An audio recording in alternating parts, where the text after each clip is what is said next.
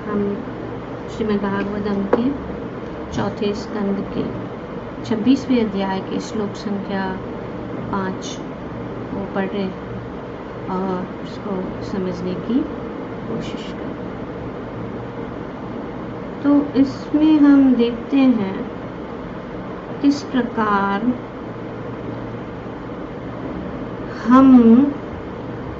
जब हमारे पास बहुत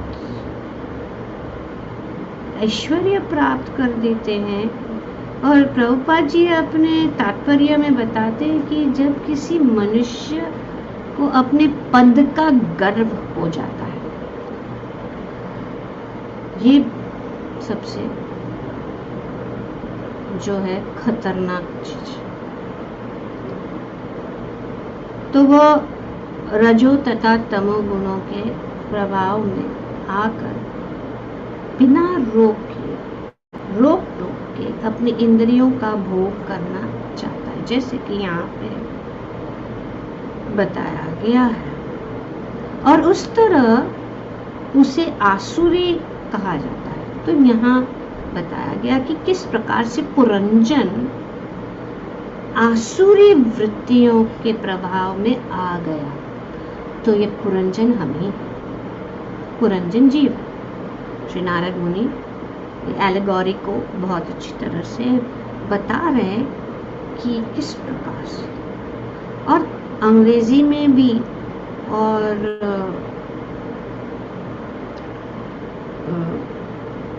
बाइबल में प्राइड कम्स बिफोर फॉल, ये गर्व और घमंड वो अपने पतन का कारण बन जाता। जब वो घमंडी बन जाता तो उसकी बुद्धि जो है ढकी जाती है और वो अंधा हो जाता है। तो इसीलिए ये उसके पतन का कारण बन जाता है। तो ये एक श्रृंखला, एक चेन है। पहला तो अहंकार, अहंकार से हम असत्य की ओर, जैसे कि असत्य सत्य कोरी मानी,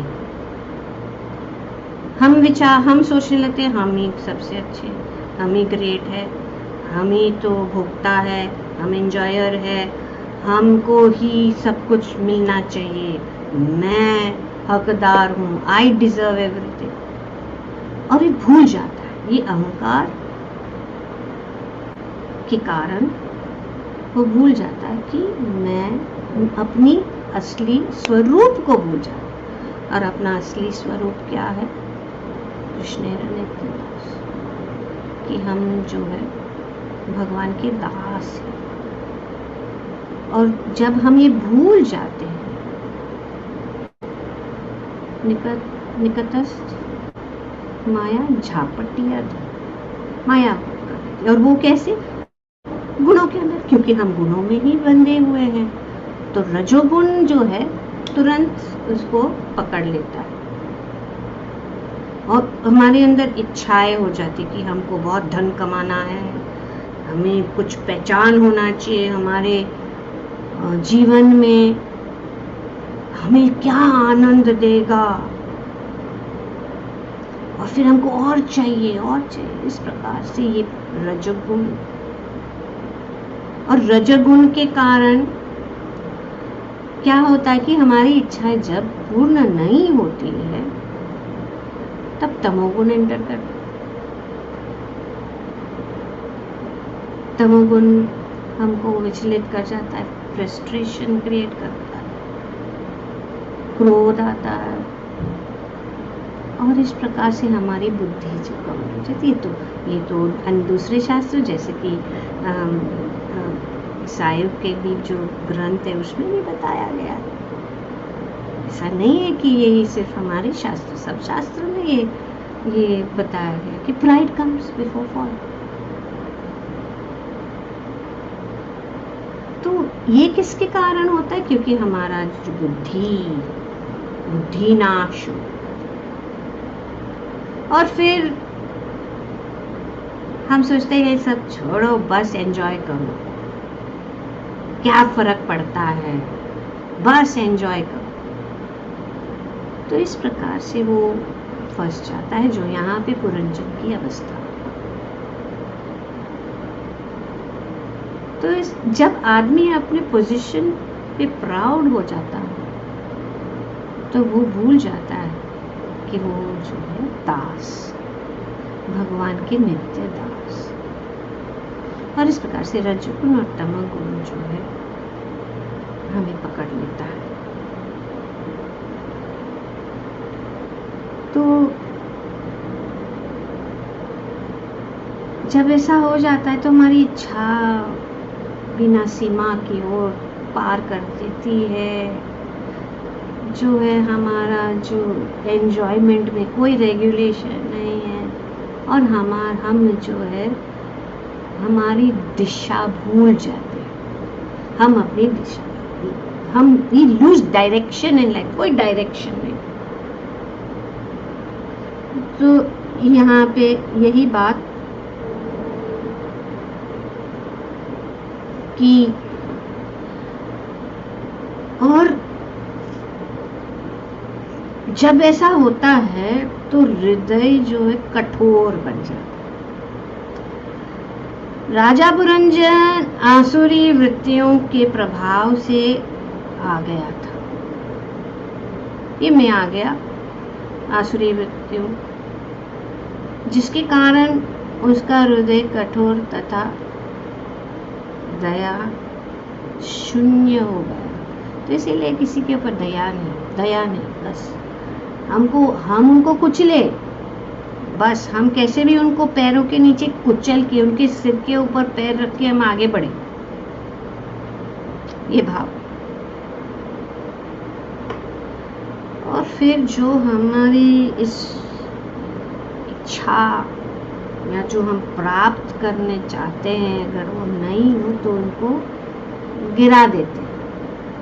यहाँ पे तो बहुत स्ट्रिक्ट बताया गया कि अतः उसने अपनी तीखे बाणों से बिना सोचे विचारों अनेक निर्दोष जंगली पशुओं का वध कर दिया। अभी वही कर रहे हैं। तो इस तरह उसे आसुरी कहा जाता है। आसुरी होने पर लोग पशुओं को मतलब इनोसेंट एनिमल्स वो क्या करते हैं, उनका वध करते। नीचे एनिमल मतलब जो हमसे कमजोर है, उस कमजोर लोगों के ऊपर हम अपना प्रभुत्व, क्योंकि प्रभुत्व जो कायर है वो प्रभुत्व किसके ऊपर जताएगा, जो कमजोर है ना। तो इस तरह वो आसुरी कहा जाता है। आसुरी होने पर लोग इस प्रकार से करते हैं कि अनेक कसाई घर चलाते।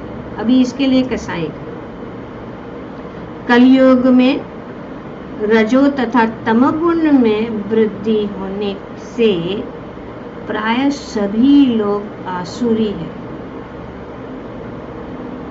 अतः उन्हें मांस खाना प्रिय है, जिसके लिए वे अनेक कसाई घर चलाते। तो यही तो एक चीज है। प्रॉब्लम है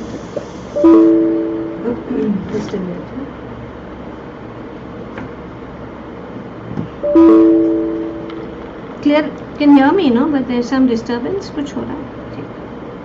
We can hear you, but there is the disturbance. Yes. Of what sound? It's a twinning, ऐसा sound. It's as if some indication. Yeah, right now I'm getting this low battery, but it's in the charger. That's the one. Never mind. Sorry about that. तो भागवतम तो इसी से ही शुरू होता है, श्रीमद् भागवतम, कि किस प्रकार से परीक्षित महाराज जब वे अपने राज्य का भ्रमण कर रहे थे तो उन्होंने अचानक एक बहुत ही घोर दृश्य देखा। वो घोर दृश्य क्या था कि जो गौ माता है, जो पृथ्वी, स्वयं पृथ्वी की प्रतिनिधित्व है, वे रो रही थी और जो बैल है, जो धर्म का प्रतीक है, कांप रहा था और उन एक पैर पे खड़ा था। उनके 3 पैरों को काट दिए गए। तो ये दशा देखकर परीक्षित महाराज जो है बहुत क्रोधित हुए और अपनी तलवार और उन्होंने पूछा कि कौन है जो इस प्रकार से निर्दयी और असहाय, ऐसे पूजनीय बैल इस प्रकार से जो धर्म का, तो कौन है? तो पता चला कि ये कलयुग। तो इसी प्रकार से ये कलयुग ने एंट्री किया। और यहाँ पे प्रभुपाद जी बताते हैं कलयुग में क्यों हो रहा है, क्योंकि कलयुग ने एंट्री किया।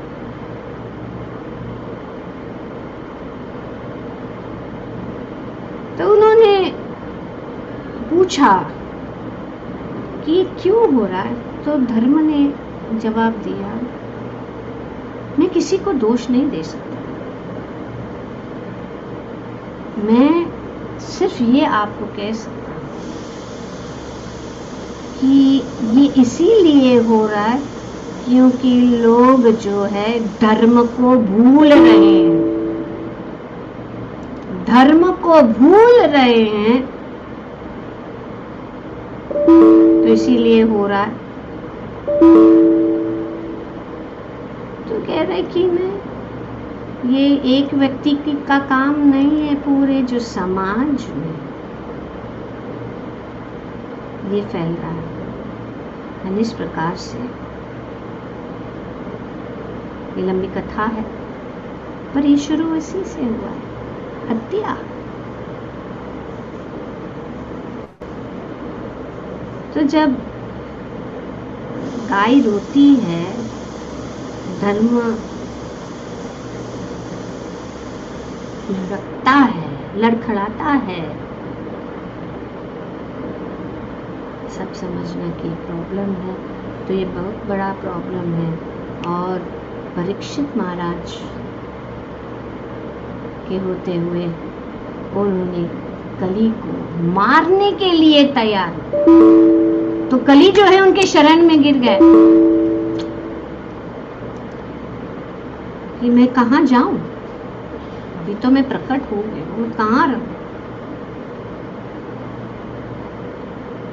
तो उन्होंने उनको स्थान दे दिया। कौन सी स्थान है, किसको पता है? कलयुग को कौन सा स्थान दे? सोने में माता जी, सोना, गोल्ड, गैम्बलिंग, हाँ, जहाँ जुआ हो रहा है, ये सब चीजें जो है, ये जो 4 खंबे को नष्ट कर देने और उनको बाहर कर दिया, लंबी कथा। तो प्रभुपाद जी यहाँ पे बता रहे हैं कि इस कलयुग में दया की वृत्ति प्राय शून्य हो गई है। अतः मनुष्य तथा राष्ट्रों के बीच सदैव संघर्ष तथा युद्ध चलते रहते हैं। और हम देखते हैं कि ये युद्ध कहाँ से शुरू हो रहा है? हमेशा पश्चिमी देशों से शुरू, क्योंकि पश्चिमी देशों में कसाई घरों पर कोई अब प्रतिबंध नहीं है। इसलिए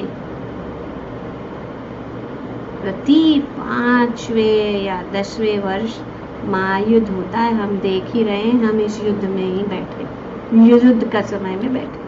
और शुरू कहाँ से हो रहा है? वहीं से।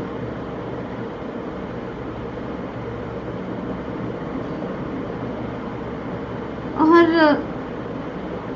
असंख्या लोग पशुओं से भी बुरी दशा में मार जाते, बहुत बुरी हाल होता है।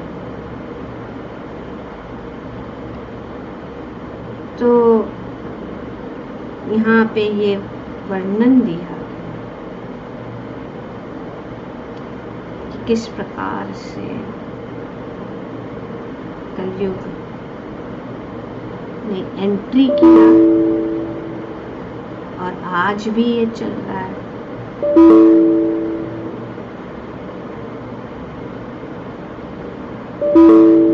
तो एक्चुअली ये जो खास करके जब पशुओं की हत्या होती है और बहुत बड़ी संख्या में जब पशुओं की हत्या होती है, तो it's disturbing me also actually, just give me a minute.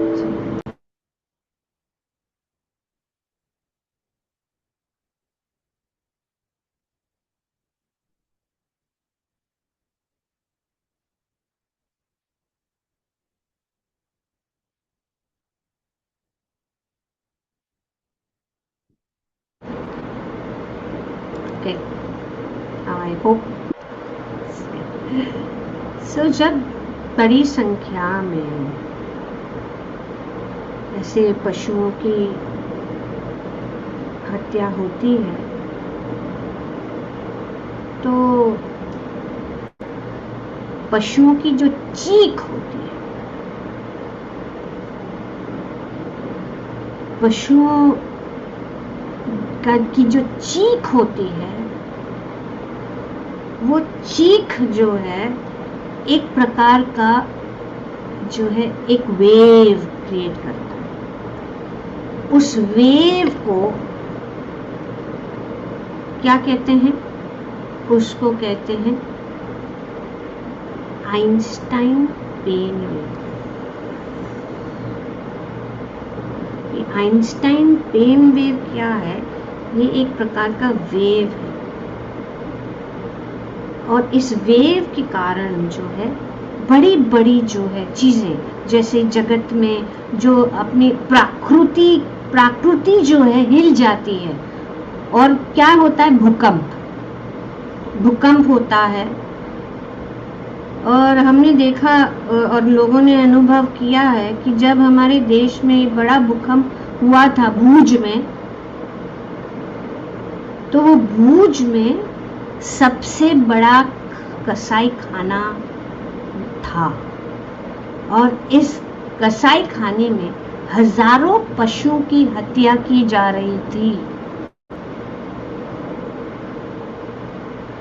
और क्योंकि हजारों पशुओं की हत्या की जा रही थी, तो उसका परिणाम क्या था?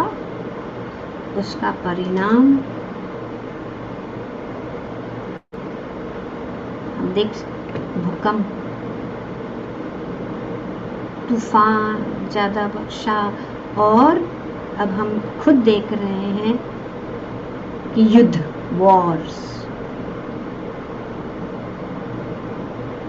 तो इसीलिए जब हम इस प्रकार से कार्य करते हैं, और दूसरी बात ये मांस खाना, क्योंकि मांस को ये एक प्रकार का जो पशु का हत्या, अगर खाना है तो खाओ ना, मरे हुए जानवर क्यों नहीं खाते? उनको ताजा ताजा खून चाहिए, ताजा ताजा खून पीना है। तो जब उनको मारते हैं, उनके शरीर में कोई जो है बहुत बुरी जो है टॉक्सिन्स क्रिएट, क्योंकि वो फियर का जो है वो जो भय के कारण उनके अंदर कुछ ऐसे हार्मोन्स क्रिएट हो जाते हैं जो उसमें उसके खून में चले जाते हैं, और फिर जो उसको खाता है उसका तो बात है। इसीलिए ये मांस खाना सबसे बुरी चीज है। अगर कोई कुछ बुरा कार्य कर रहा है वो बच सकता है, लेकिन जो मांस खाता है वो कभी भी बच नहीं सकता, कभी भी बच नहीं सकता। ये सबसे बड़ा घोर पाप है, पर लोगों को पता नहीं है, और ये इसी कारण है। तो यहाँ पे ये बताया कि कसाई घरों में तथा जंगल में शिकारियों द्वारा ये जो निर्बंध पशु वध का ही यह दुष्परिणाम, ये दुष्परिणाम ही हमने क्रिएट करा है, भगवान नहीं क्रिएट कर रहे, हम ही कर रहे। अब अभिमानी असुरी लोग ने तो प्रकृति के नियमों से न ही ईश्वरीय नियमों से परिचित होते हैं, इसीलिए वे परवाह के बिना वे रोक टोक पशुओं का वध करते रहते हैं, बिना कोई रुकावट वे पशुओं का वध करते हैं अपनी इंद्रियों।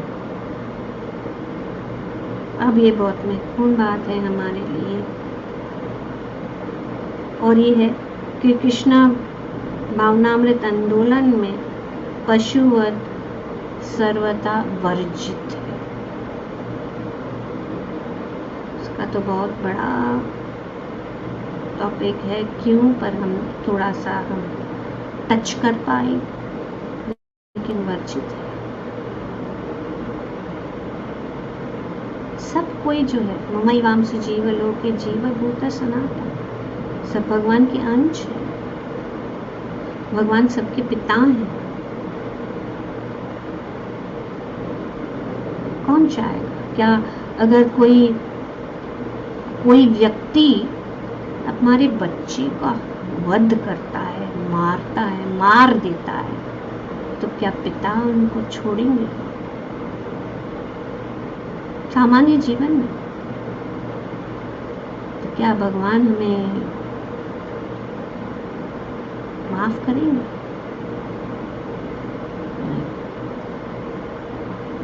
इसलिए प्रभुपाद जी कुछ भी करो, लेकिन अगर किसी ने मांस खाया ना, उसको भक्ति नष्ट हो जाती है, वो कभी भी वापस नहीं आ सकता, क्योंकि उन्होंने में ठीक है अज्ञानता में नहीं पता था, इग्नोरेंस में हो गया, लेकिन जब हमको पता है,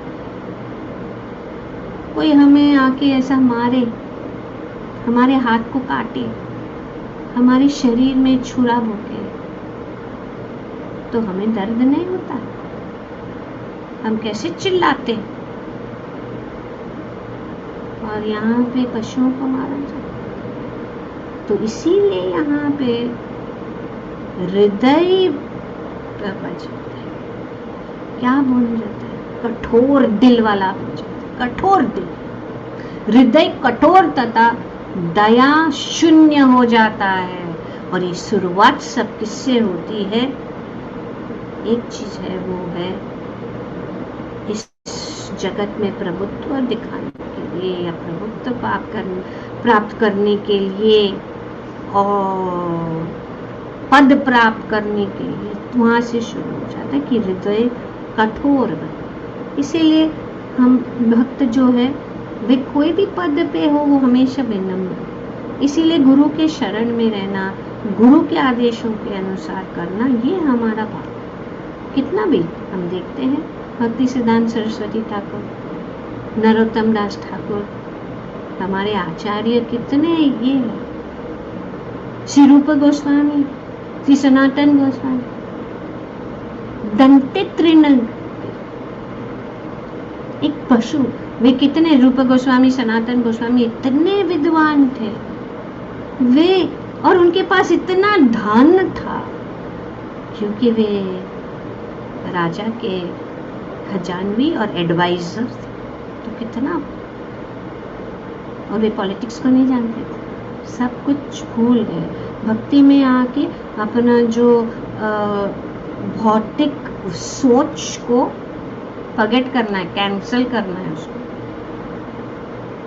आध्यात्मिक सोच, तब हमारी प्रगति होगी। तो इस प्रकार से यहाँ पे प्रभुपाद जी बहुत महत्वपूर्ण बात बताते हैं कि कृष्ण भावनामृत आंदोलन में पशुवध सर्वथा वर्जित है। अतः किसी को तब तक इसमें प्रामाणिक छात्र के रूप में स्वीकार नहीं किया जाता जब तक वह 4 विधि विधानों का व्रत नहीं ले लेता। तो ये 4 विधि विधान जो है कौन से है? 4 विधि विधान दिशा बताइए। What are the 4 regulative principles? No meat eating, no gambling, no illicit sex, and no intoxication. Okay. So ये 4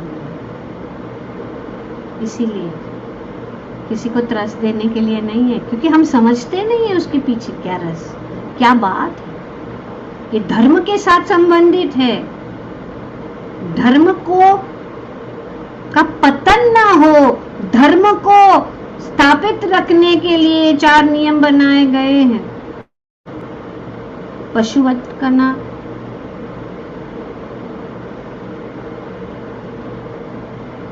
मदिरा वगैरह, जुआ, स्त्री संग, या कृष्ण भावनामृत आंदोलन एक मात्र उपाय है जिसके द्वारा इस कलयुग के मनुष्य को पाप कर्मों का निवारण किया जा सकता है। तो ये धर्म, और जब परीक्षित महाराज ने देखा कि धर्म के 4 पैर में से 3 पैर कटे हुए थे, कौन बता सकता है कौन सा पैर बचा हुआ था?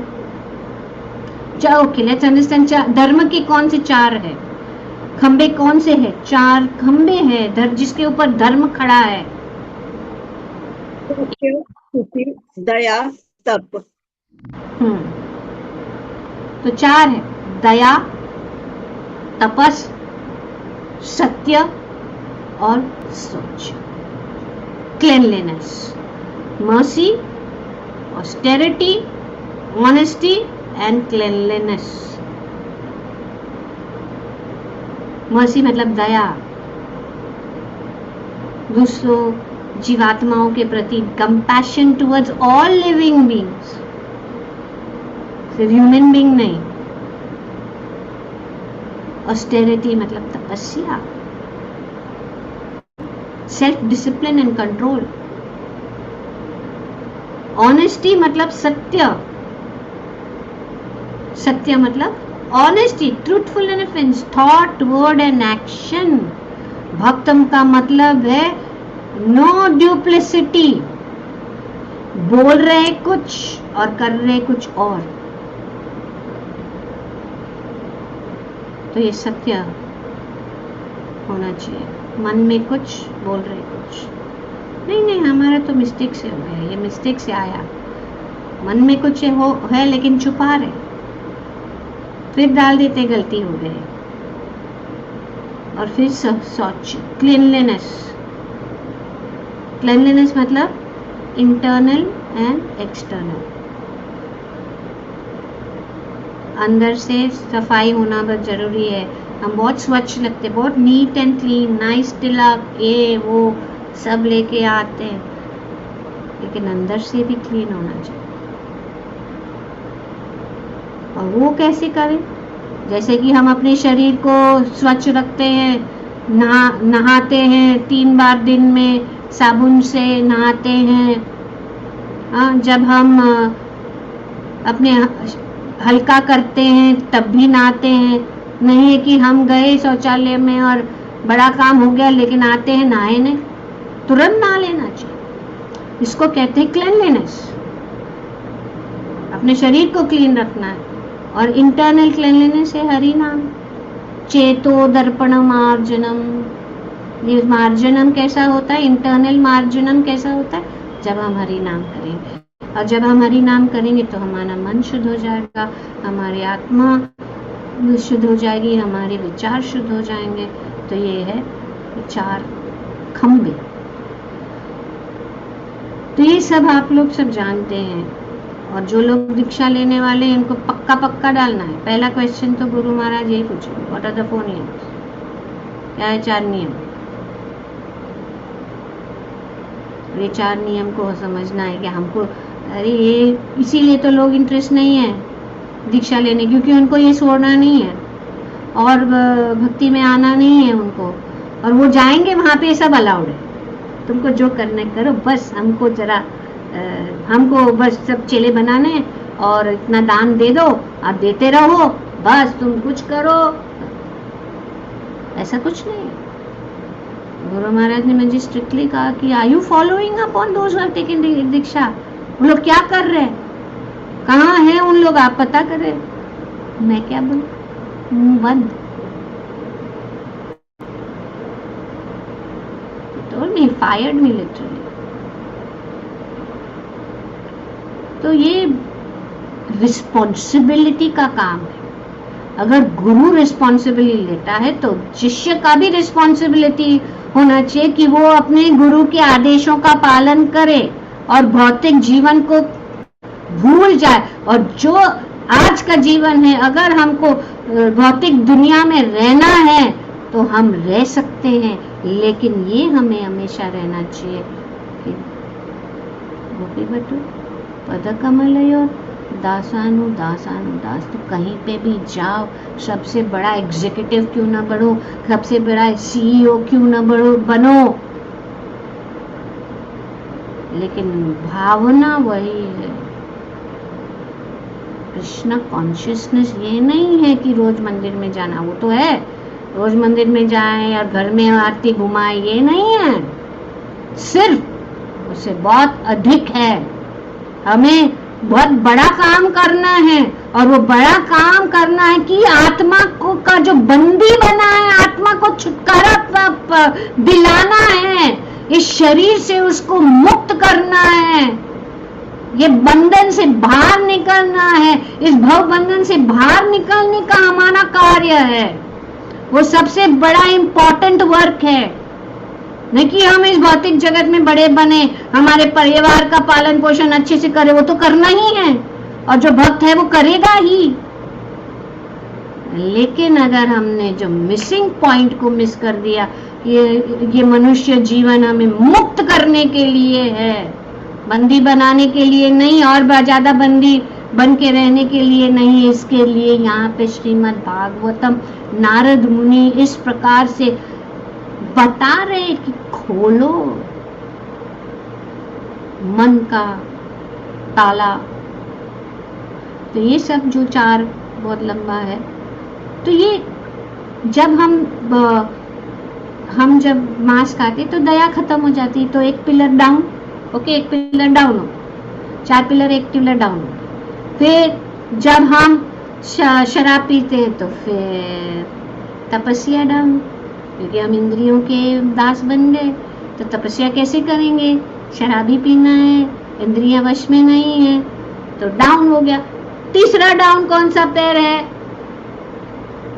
सत्य। जुआ खेलता है वो सत्य का सत्य, और स्वच्छ गैर स्त्री के साथ संबंध रखना, इलिसिट सेक्स लाइफ, ये सब जो है, ये 4 खंबे खत्म हो जाए। तो हम जब मीट छोड़ते हैं तो दया बचती है, जब हम नशा छोड़ते हैं तो तपस बच जाता है, तपस्या आ जाती है, और जब गैम्बलिंग छोड़ते हैं तो सत्य टिकता है, और जब मैथुन छोड़ तो शौच जीवित हो। होता है। ये सिर्फ रूल्स नहीं है, ये धर्म के 4 खंबे हैं जिसे हम धर्म प्रेमी व्यक्तियों को क्या करना है, उसको सुरक्षित करना है।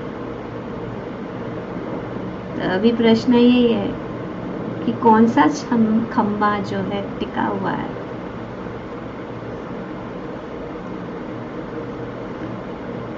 कौन सा खंबा? एक ही खंबा है जो आज भी है, वो थोड़ा सत्य। इसके लिए सत्य जो है हमेशा सत्यमेव जयते, हमारा ये तो है सत्य। इसके वजह से थैंक गॉड इतना वो एक छूट गया, ताकि हम परम सत्य को जान सकते हैं, परम सत्य की ओर जा सकते हैं। तो इसीलिए जो हमारे आचार्यों ने बताया है और जो शास्त्र बताता है, हम बहुत ही मतलब कोई बिना सहायता, कोई हमारा इस कलयुग में कोई सहायता नहीं दे सकता कि हमें जो है सत्य के मार्ग पे चलने के लिए। वो हमेशा हमें गिराते ही रहेंगे, और ये ही है इस भौतिक जगत का रीति। जब सत्य पे मार्ग पे जाते हैं तो बहुत लोग होंगे जो हमें नीचे गिराएंगे। तो इसीलिए सत्संग में रहना बहुत जरूरी है। तो साधु संग, साधु संग, साधु संग सर्वशास्त्र लव मात्र साधु संग सर्व सिद्धि। तो इसी संग में रहना है। ये मूर्खता होगी अगर हम संग का लाभ नहीं लेंगे। अगर हम संग का लाभ नहीं लेंगे तो हमारे पतन का हम खुद कारण बन जाएंगे और कोई नहीं है। तो हमें ये दृढ़ संकल्प करना है।